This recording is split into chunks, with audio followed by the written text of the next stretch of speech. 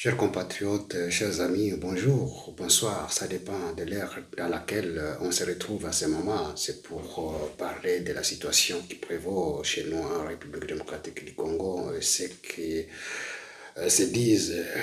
Et nous allons essayer de décortiquer ce qui a été fait par les FARDC et les Wazalendo au niveau de Makobola, au niveau de Douvira et tout ce qui a eu comme bataille sur terrain. Vous savez tous que l'armée rwandaise et le M23 ont envahi cette partie et que jusque-là, ils ont annoncé qu'ils sont retirés d'Ouvira et au fil du temps, ils sont encore là-bas. Plus tard qu'hier, la nuit, se sont renforcés. Il y a des troupes qui sont venues de Bugarama. Ils sont descendus jusqu'à Ouvira pour renforcer ceux qui sont sur le terrain. Et voilà, les FARDC, on les a laissés entrer et puis au fil du temps, ils les ont encerclés et puis ils sont en train de les abattre comme il se doit. Mais maintenant, la situation se localise au niveau aux alentours d'Ouvira, tout au long de- tout au long d'Ouvira et puis ils sont en train de voir dans quelle mesure ils vont faire le dernier assaut dans la ville d'Ouvira centre, c'est-à-dire à Mulongwe, Kasenga. Mais nous avons appris que ce soir, Kavimvira est dans les mains des FARDC, c'est-à-dire qu'il y a des groupes qui sont pris en tenaille à l'intérieur de la ville d'Ouvira, c'est-à-dire à Mulongwe, et Kakungwe et aux alentours de la zone, hein, à la zone. Donc aussi au niveau de, de lycée Omoja, au niveau aux alentours de tout ce secteur-là, les forces armées rwandaises se sont arrangées pour se cacher dans certaines maisons dans lesquelles ces gens-là, certains jeunes, vous le savez, auparavant, ils ont été infiltrés, donc la ville a été infiltrée. Ils ont arrivé à corrompre un grand nombre de jeunes et d'autres qui ont accepté de faire, de communiquer tout ce qui s'est passé à Ouvira. Et tous ces jeunes-là, ils leur donnaient des informations à temps réel afin qu'ils ont trouvé leur cause, mais ils ont assis sur l'arbre sur lequel ils sont assis.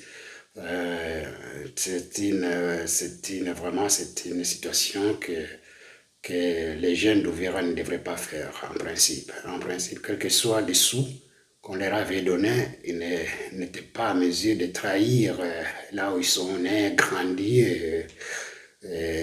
au profit des occupants. Et voilà, la situation est telle qu'il y a des infiltrés, il y a des gens qui sont en train donc, l'armée rwandaise, quelques unités de l'armée rwandaise, et puis le supplétif M23, ils se sont infiltrés et restent dans certaines maisons pour faire le carnage par après. Donc, mais la forces armées congolaises et le Wazalendo ont essayé de pénétrer pour voir de très près dans quelle mesure ils vont faire le dernier assaut. C'est ça la situation qui est là. Donc, c'est tout à fait c'est malheureux que tout cela se fasse dans ce sens-là. Et nous savons il y a aussi certains camions remplis de soldats rwandais qui ont été abattus au niveau de Kamanyola. Et nous apprendrons ce soir qu'au niveau de Kamanyola, il y a une grande partie qui est contrôlée par les FARDC et Luvungi.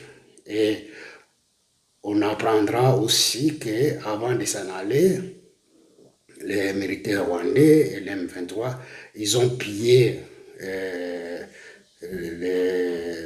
les partis, ils ont pillé Itara, Aluvungi, Sange, Bwegera, Runingu, Kiliba, ils ont pillé des maisons, des articles, tout ce qui est nécessaire, ils ont emporté avec eux. C'est une situation dramatique que nous déplorons, mais c'est ça la situation, c'est ça la guerre. Et quand il y a la guerre, c'est tout par ces gens-là. Quand ils passent, ils récupèrent tout ce qui est à leur passage. Donc, c'est une situation très, très, très dramatique que les gens sont en train de vivre sur place. Et nous avons suivi aussi les déclarations de la communiqué qui a été dit par le porte-parole de la Forces armées congolaises, M. Sylvain Ekenge.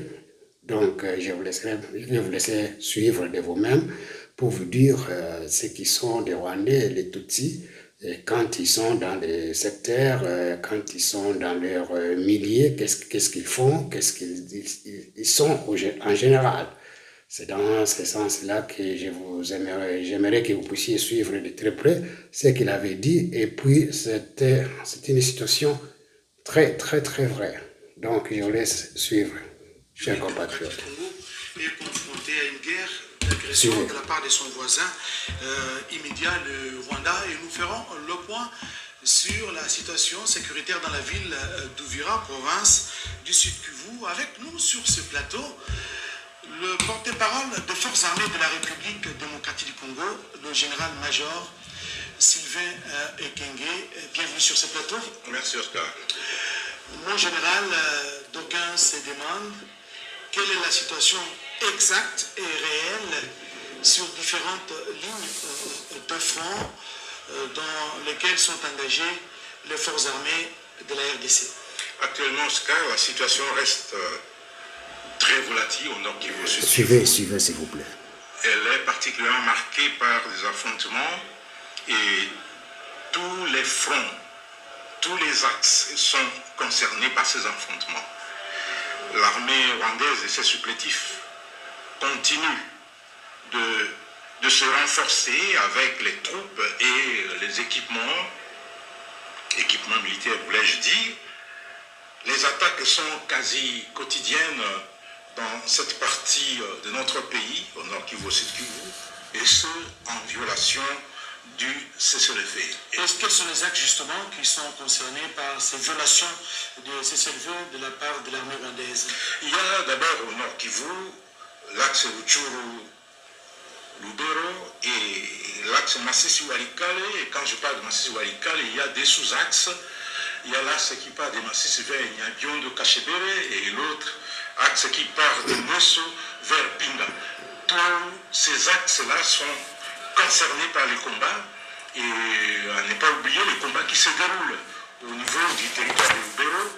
Et au sud Kivu, nous avons l'axe Miti Bunyakiri, nous avons l'axe Walungu-Shabunda, l'axe Walungu-Mwenga, et sans oublier ce que vous connaissez sur l'axe Uvira. Puisque vous parlez de Uvira, dernièrement, la coalition AFC M23 avait annoncé le désengagement de la ville d'Uvira, que ses troupes ont quitté la ville d'Uvira sous une certaine conditionnalité. Vous estimez que c'était du leurre? Effectivement, Oscar, on ne peut pas se désengager d'Uvira et continuer les combats au-delà d'Uvira. Mercredi, il y a eu des combats à Makobola. Makobola, c'est à plus de 30 km d'Uvira. Et à Makobola, on a dû capturer des militaires rwandais, des combattants de l'AFC M23. On les a capturés, ils étaient au nombre de 17. Il y a eu des morts. C'était des combats très violents. Et même si Makobola est aujourd'hui sous le contrôle des forces armées, mais il y a eu des combats sérieux pour prendre Makobola. Des combats intenses.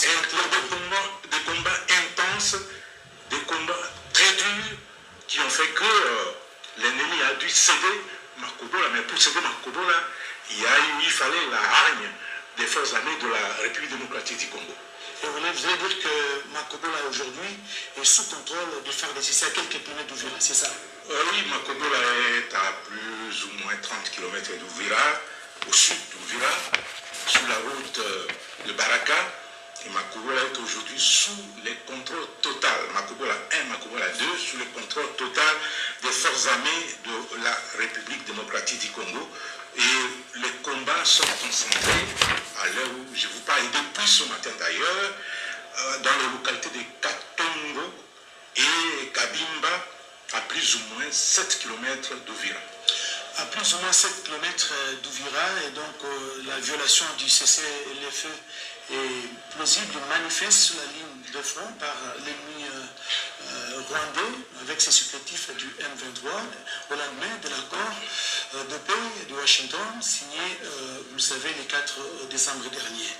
Moi, je vais en parler un peu des habitudes, des cultures, n'est-ce pas, qui se vivent dans cette partie de la République. Parlons un peu de ce concept de Kinyarwanda, Obwenge, je pense que j'ai bien prononcé. Et pour vous, quelle est la connotation que vous donnez à ce concept que d'aucuns qualifient d'intelligence? Oui, beaucoup de gens ne connaissent pas les Rwandais, moi non plus. Mais j'ai eu à conférer, à échanger avec quelqu'un qui connaît les Rwandais, particulièrement les Tutsis, qui a travaillé chez eux comme enseignant pendant très longtemps et que j'ai eu à échanger avec lui lors d'une rencontre. Et d'emblée, ce que j'ai compris, c'est que la langue Kinyarwanda, c'est une langue bantoue. Ce n'est pas une langue nilotique. Les Tutsis sont des nilotiques. Oui, ils sont venus adopter cette langue lorsqu'ils sont arrivés au Rwanda. Donc, il y a un terme, un concept appelé, nommé Obwenge. Obwenge, c'est un concept qui est utilisé dans les langues bantoues du Nord Kivu, du Sud Kivu. Chez les Chi, on l'utilise, chez les Wundé et dans d'autres langues, on parle de ce concept-là, Obwenge. Obwenge signifie intelligence. C'est intelligence. Et quand on dit que cet enfant, on associe le nom d'Obwenge à un enfant ou à un individu, c'est qu'on veut dire que cet individu est intelligent, cet enfant est intelligent. Mais chez les Rwandais, ils ne parlent plus d'Obwenge, ils parlent d'Ubwenge. Ubwenge, à travers ces concepts qu'ils ont déformés, ils ont développé d'autres connotations conférant à l'intelligence des sens maléfiques. Et oui, effectivement, cette intelligence a été habillée par les Rwandais des coutumes, des costumes, de ruses, des perfidies, des mensonges, des manités, des escroqueries. Obwenge, devenu Obwenge, est devenu synonyme de subterfuge, stratagème, feinte, tromperie, désinformation, déloyauté, manipulation, astuce, intoxication, manœuvre dilatoire, infidélité. Obwenge, pour eux, ils ont développé, c'est devenu alibi. Ce n'est plus l'intelligence ordinaire, c'est devenu une intelligence maléfique, alibi, capacité de nuire, mauvaise foi, abus de confiance. Obwenge, c'est aussi la malveillance, la traîtrise, le non-respect des engagements, le manquer à la parole donnée, feindre la réalité, duplicité, fourberie, hypocrisie, infidélité. Et ça, on enseigne cela au le bas âge. C'est devenu une culture qu'on enseigne aux enfants dès le bas âge pour devenir perfides. Donc, le régime actuel à Kigali en a fait toute une culture et inculque ce principe aux générations pour le pérenniser. Donc, il n'y a pas lieu de s'étonner de leur attitude, de ce qu'ils ont fait. Ici, il y a un accord et ils ne le respectent pas, c'est leur nature. Donc ils signent un accord, comme c'est le cas le 4 décembre 2025 à Washington. Le président Kagame a signé cet accord. Et avant même de signer, puisqu'à Washington, le 4 c'était un peu tard, le même jour ils attaquaient la RDC à partir du territoire rwandais. Avant de signer. Voilà. Les prédicateurs ils attaquaient, ils larguaient des bombes sur le territoire congolais. Et c'est pratiquement sapé, jeter le discrédit sur cet accord qui a été parrainé par le président américain Donald Trump. Parlons un peu du mariage civil, le mariage chez... C'est le même principe, Oscar, de perfidie, qui fait que lorsque vous épousez aujourd'hui une femme, tout il faut faire attention. Ah bon? Oui, il faut faire attention parce que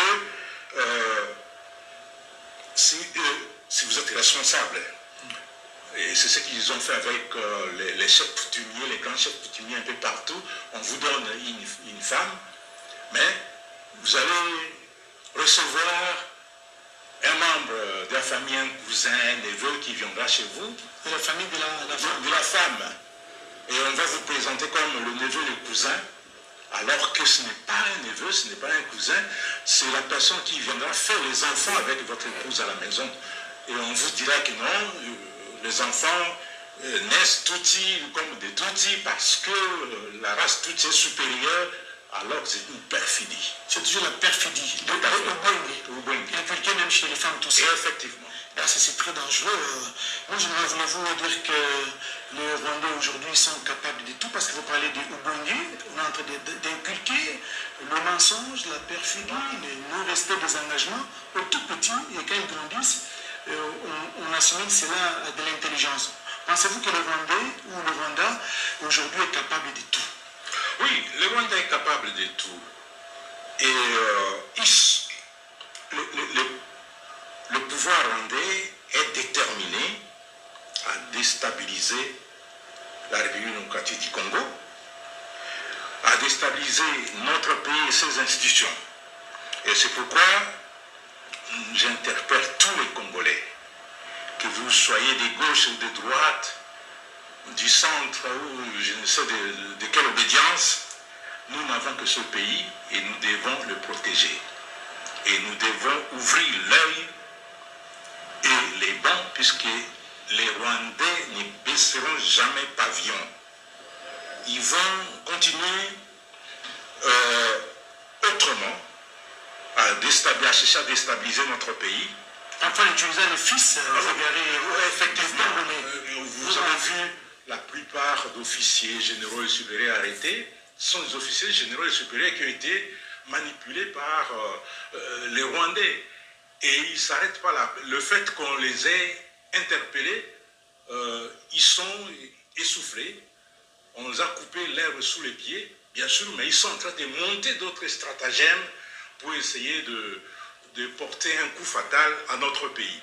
Donc, il faudrait que les Congolais, où que nous soyons, nous puissions ouvrir l'œil. Et surtout nous qui sommes ici à Kinshasa, au Congo central, à l'Équateur, au Grand Équateur, dans la province, la grande province orientale, le Grand Bandundu, nous devons faire attention. Ne croyons pas que la guerre est seulement à l'Est.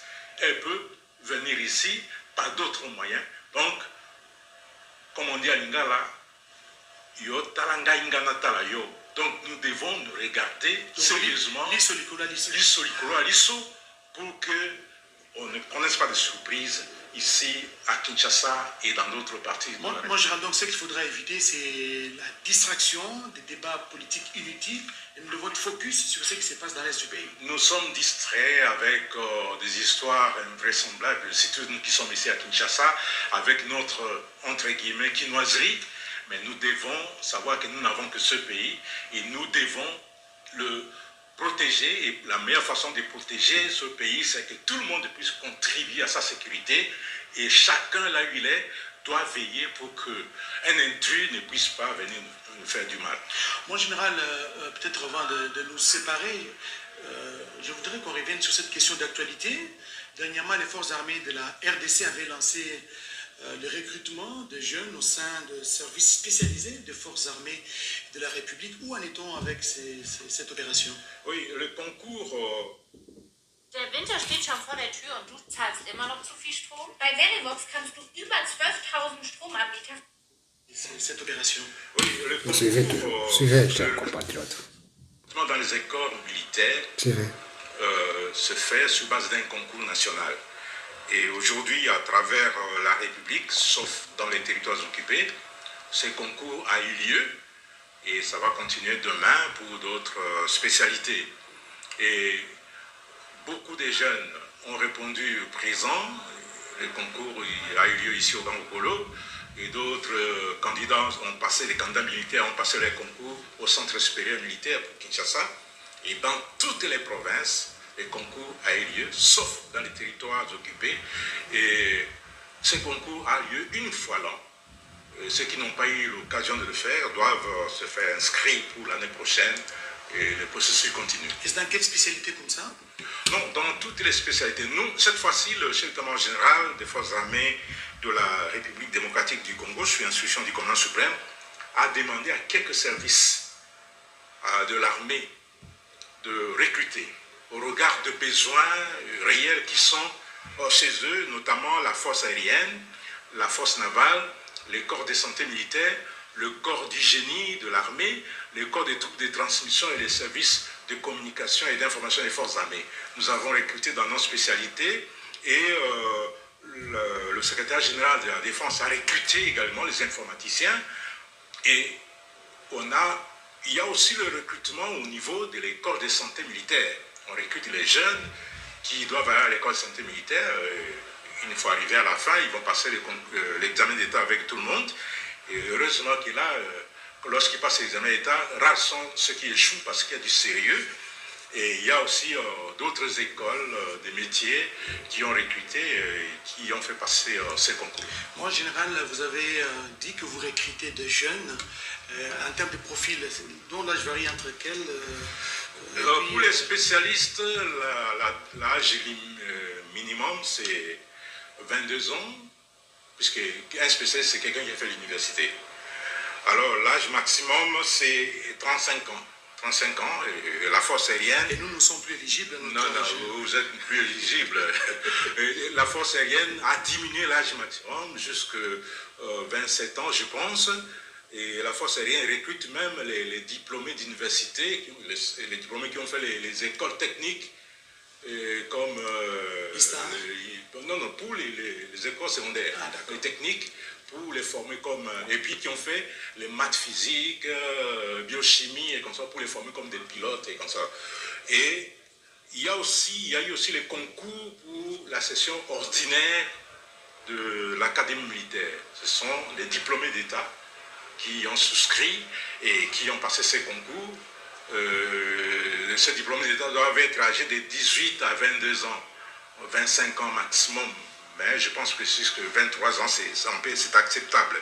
Ce sont des jeunes gens qui vont passer 3 ans à l'Académie militaire. Les autres feront la session spéciale à l'Académie militaire et beaucoup d'autres seront orientés dans les écoles spécifiques de l'armée. Il y a aussi les militaires qui ont été recrutés et qui ont passé les concours pour le cours des bases d'état-major à Kitona. Voilà, nous y reviendrons dans une émission spécialisée pour parler justement de ces recrutements, comment ça se passe et qui est éligible à ces recrutements. Moi, en général, nous sommes en train d'atterrir. Nous sommes suivis au Sud Kivu, nous sommes suivis à Massissi, nous sommes suivis dans les Rutshuru, à Butembo, à Lubero, nous sommes suivis à Beni, nous sommes suivis également à Uvira, dans les 2 provinces, donc Nord et Sud Kivu. Un message pour les populations de ces 2 provinces sous occupation aujourd'hui. Merci Oscar. Moi, j'ai fait toute ma carrière, presque plus de la moitié de ma carrière au Nord Kivu, au Sud Kivu et en Ituri. Je connais le peuple du Kivu. C'est un peuple vaillant. Un peuple résilient. Un peuple très résilient. Et je leur demande de continuer dans ce sens. Les Rwandais essayent de les embrigader. Les Rwandais essayent d'avoir, de solliciter leur confiance, mais ils n'acceptent pas. Ils n'acceptent pas parce qu'ils ne portent pas les Rwandais à cœur. Ils connaissent ce que les Rwandais ont fait aux femmes, aux enfants, aux jeunes. Ils recrutent les jeunes par la force pour les envoyer comme chair à canon au combat. Vous avez vu, ils mobilisent la population par la force pour solliciter leur soutien. Mais avec des marches forcées, les Congolais du Kivu ont refusé. Ils ont refusé. Et ils ne vont pas se soumettre au dictat du Rwanda, je le sais. Et qu'ils savent, les habitants du Kivu, du Grand Kivu, vous êtes vaillants et vous devez savoir que quelle que soit la longueur de la nuit, comme le disait un sage, le jour finira toujours par poindre à l'horizon et on retrouvera la liberté et la dignité de la population aujourd'hui sous occupation. Et aux voyants FARDC qui sont engagés sur différentes lignes de front. Je commence d'abord par les FARDC qui ont été pris en otage et qui sont envoyés comme chair à canon au front. Et parmi les combattants M23 qu'on arrête, le plus grand nombre, ce sont des membres des FARDC, les militaires des FARDC qui sont restés, qui ont été capturés à Goma. On les envoie au front pour mourir alors que les autres restent derrière. Oui. Comme je l'ai dit dans l'un de mes messages, votre place est toujours, je vous regarde dans les yeux, votre place est toujours au sein des forces armées de la République démocratique du Congo. Et n'oubliez pas qu'on vous a demandé de déserter et de regagner les camps de la patrie. Et vous devez tout faire. Si on vous envoie au front, d'amener votre arme, ou carrément vous jetez l'arme et vous regagnez les camps de la patrie, vous vous rendez. Il faut fuir ce mouvement terroriste qui vous vend du vent, qui vous donne des promesses irréalisables. Et vous avez vous-même vécu les atrocités à Rumangabo, les atrocités dans leurs camps d'instruction qui sont des camps de concentration. Beaucoup sont morts et on continue à vous envoyer pour mourir. Donc, si l'occasion se présente, ne l'oubliez pas. Faites défection, rendez-vous du côté de l'armée nationale. Aux militaires FARDC qui se battent, je sais que vous êtes vaillants, je sais que vous êtes forts, je sais que ce sont les circonstances occasionnelles qui ont fait que vous puissiez perdre ce que nous avons perdu à cause de ce qu'on a évoqué, de la traîtrise, à cause des erreurs commises. Nous avons pris l'engagement en venant dans l'armée comme volontaire de servir la patrie sous les drapeaux avec détermination jusqu'au sacrifice suprême. Nous avons pris l'engagement de protéger notre population jusqu'à verser notre sang. Nous devons nous battre. Nous devons combattre cet ennemi. Cet ennemi a des armes, vous avez des armes. Cet ennemi est composé des hommes, vous êtes plus que les hommes, très vaillants. Cet ennemi, les Rwandais ont été formés, vous aussi vous avez été formés. Donc, désormais, il n'y a plus de place dans notre armée pour les couards, pour les peureux, pour les fuyards. Nous devons tous nous mobiliser et laver cet opprobre qui nous a été infligé par ce petit pays, le Rwanda. Nous devons les combattre et les combattre jusqu'à libérer tous les territoires occupés aujourd'hui. C'est notre devoir et c'est un devoir patriotique. Merci mon général. Je rappelle que vous êtes porte-parole de l'armée loyaliste, de forces armées de la République démocratique du Congo. Chers compatriotes, je crois que vous avez suivi de très près les déclarations de Sylvain Ekenge. C'est sans appel. Donc, c'est une situation qui sévit et qui est là. Nous devons, chacun va, il faut ce message interpelle tout un chacun pour prendre au sérieux la situation, notre destin qui est le Congo. Donc, ça nous interpelle tous. Ça nous interpelle tous et nous devons prendre conscience. Nous devons faire appel à notre conscience et d'être responsables pour un avenir, non seulement pour nous-mêmes, pour notre progéniture. Parlons-en des Senko. Je crois que vous avez suivi tout ce qui a été dit comme déclaration de Ambongo, de ces trois-là. Ambongo, Muteba et puis Chole. Ce qu'ils ont dit, vous le savez tous, que c'est une cabale. Quand il y a une cabale, c'est-à-dire c'est une cabale orchestrée pour un but qu'ils connaissent eux-mêmes. Nous ne devons pas être naïfs. Et c'est tous ceux qui sont encore derrière ces prêtres, ces politiciens en soutane. Tout ce qu'ils disent n'est pas rose. Tout ce qu'ils font n'est pas miel. Donc, c'est-à-dire, vous devez, surtout les croyants, il ne faut pas être aveugle pour ne pas sacrifier ce qui est noble. Dans notre nation, c'est une nation noble, nous devons nous défendre pour des causes nobles.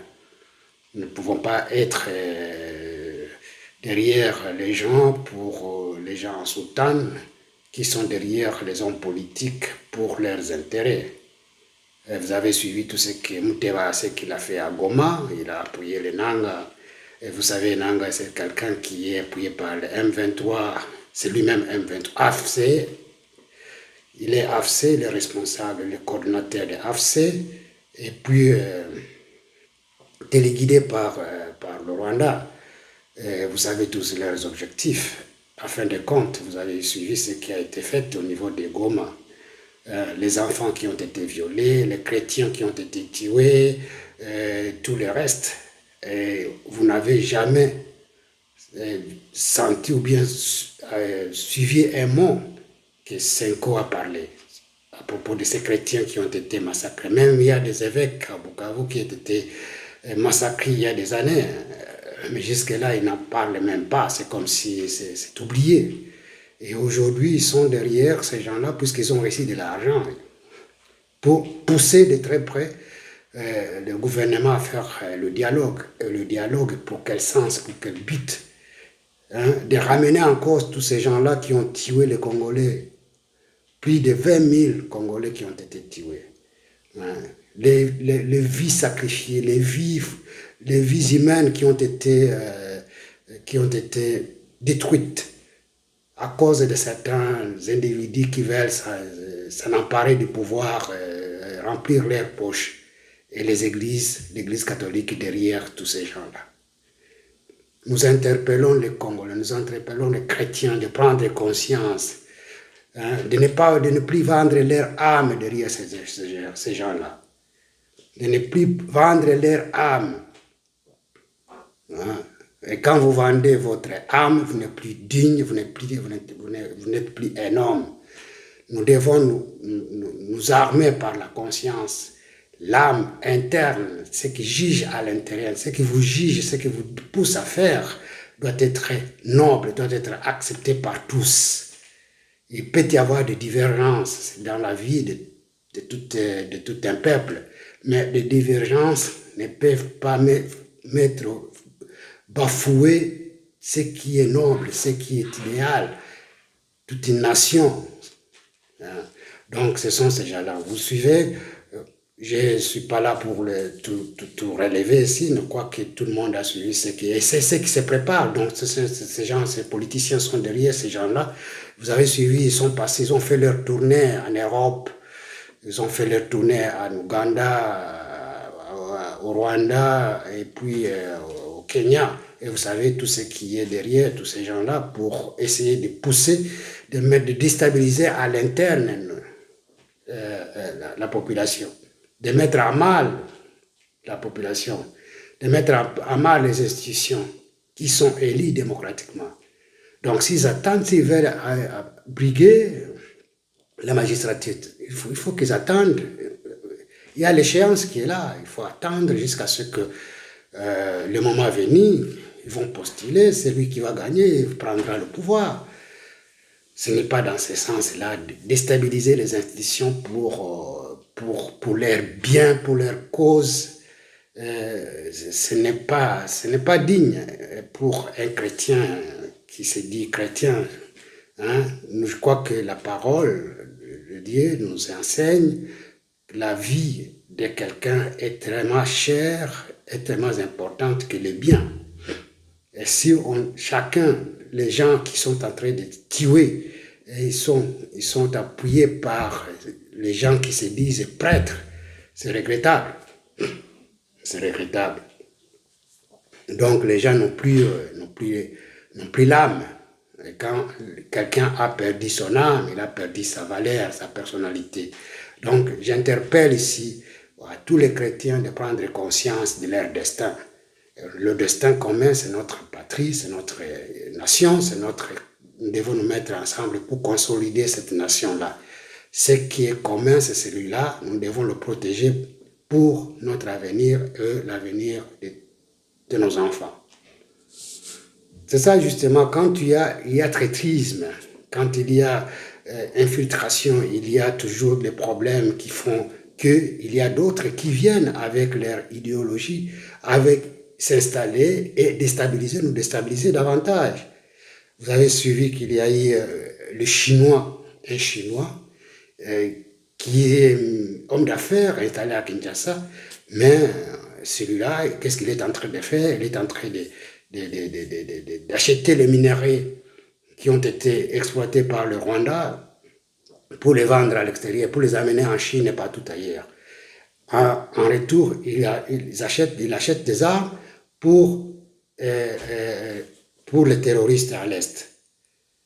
Vous avez suivi tout cela. Donc, un Chinois qui a été, heureusement, il y a le service de sécurité qui sont sur place, qui ont acquis,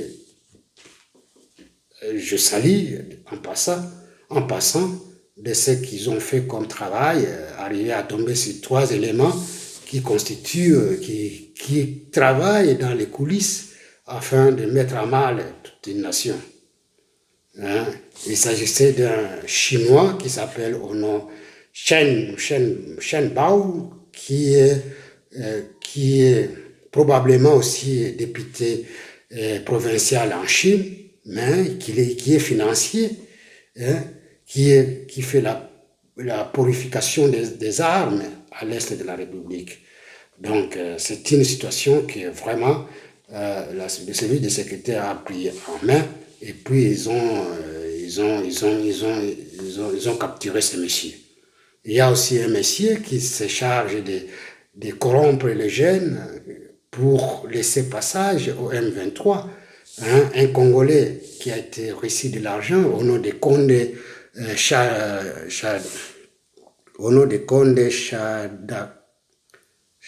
Chadarak Ndouli.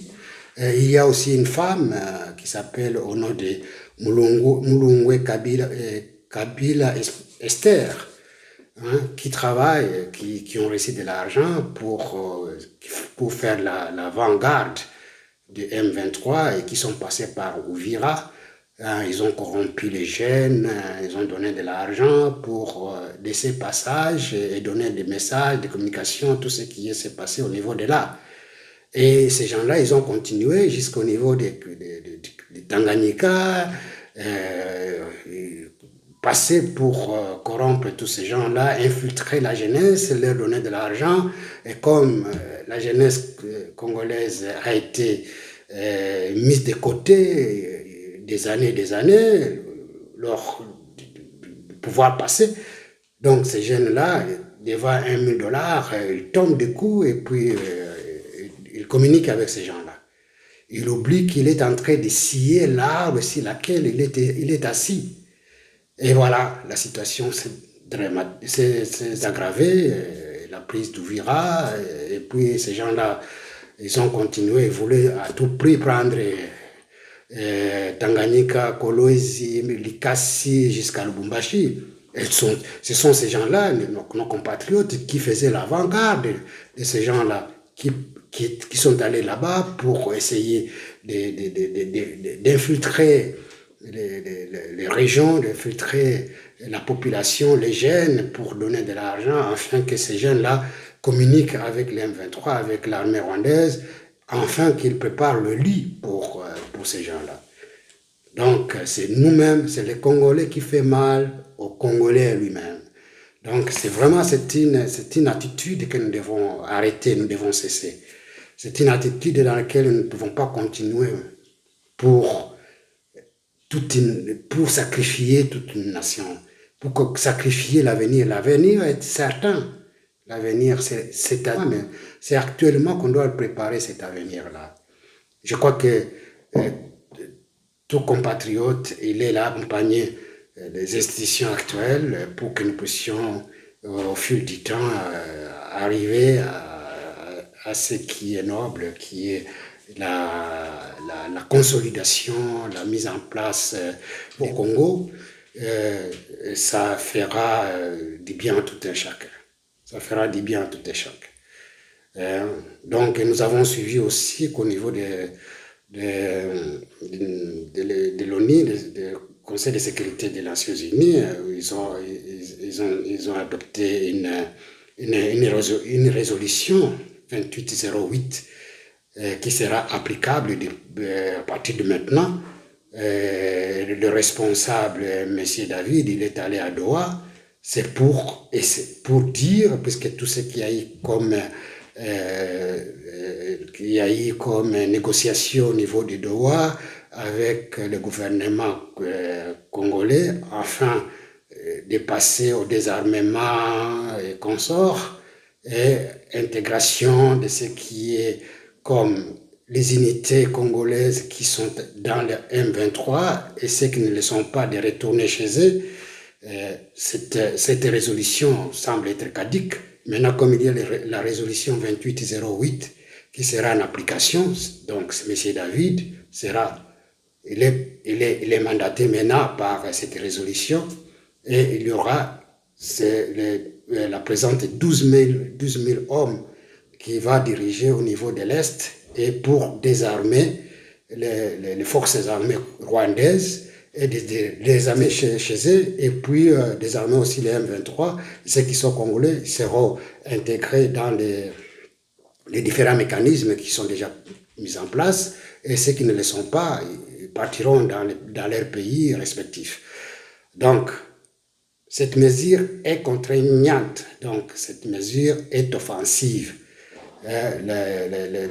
David a réussi cette mission pour le faire, et la sécurité, les renseignements, les matériels, tous ces biens-là, tous ces services-là seront livrés par les États-Unis seuls. M. Trump et son administration s'en chargent pour la sécurisation et pour l'armement de ces 12 000 casques bleus qui seront conduites par M. David à l'est de la République démocratique du Congo pour la démobilisation et pour l'insertion des unités qui seront sur place. Donc, qui sont sur place. C'est ça, justement, cette situation que nous devons maintenant savoir, et que nous devons nous préparer maintenant pour cela. Et je crois que ce que Kagame est en train de faire, continuer de faire sur place, ça sera un cauchemar dans les jours et les semaines qui viennent. C'est ça. Et là, nous disons aussi que la ville d'Ouvira n'est pas encore tombée. Ça peut se faire dans quelques minutes, dans quelques secondes, dans quelques heures qui suivent, mais tous les secteurs environnants sont contrôlés par les forces armées congolaises et les Wazalendo. Et donc, on est en train d'infiltrer le centre-ville pour localiser de très près les militaires rwandais, là où se cachent dans des maisons, et puis les M23, afin de les attraper l'un après l'autre. Je crois que d'ici demain, toute la situation, on saura que ces forces ont pu pénétrer dans la ville, dans le centre-ville, afin de maîtriser toute la situation. Et comme nous les avons pris en tenaille et compte tenu un canal de ravitaillement, donc il faut que ça passe par le R9, le National 5. Donc il n'y a que cette route-là qui passe d'Ouvira jusqu'à Bugarama qui leur fournissait les ravitaillements. Et comme maintenant on s'est interposé dans les différentes localités, les différentes entités tout au long de cette route, donc ils ont la possibilité de pouvoir de se ravitailler. Donc c'est ceux qui sont à l'interne dans la ville d'Ouvira, donc ils seront maîtrisables dans quelques heures qui suivent. C'est ça, chers compatriotes, ce que nous avons pu récolter ce soir et nous partageons avec vous. C'est ainsi que nous mettons fin ce soir et je crois bien que par la grâce de Tout-Puissant Dieu, nous allons y arriver au jour des jours. Courage et à bientôt.